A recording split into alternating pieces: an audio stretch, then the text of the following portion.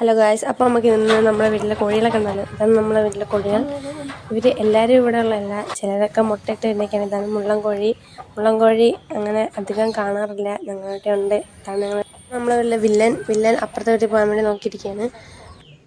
ഇതാണ് നമ്മുടെ വീട്ടിലെ ഫാൻസി കോഴി അധികം ഇവിടെയും കിട്ടാറില്ല, പക്ഷെ നല്ല രസമാണ് കാണാൻ.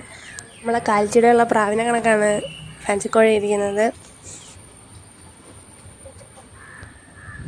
ആ നടത്തേക്ക് നല്ല രസമാണ് കാണാൻ. ഇത് നമ്മളെ ഇവിടെ തന്നെ മുട്ടയിടിപ്പിച്ച് വിരിയിച്ച കുഞ്ഞുങ്ങളാണ്.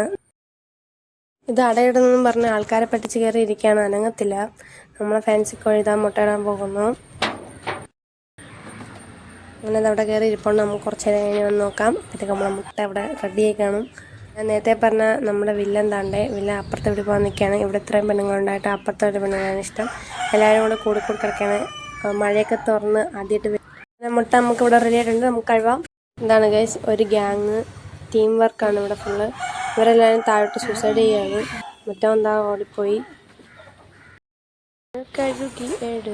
കോഴിക്കോട് പ്രോട്ടീൻ തിന്നാണ്.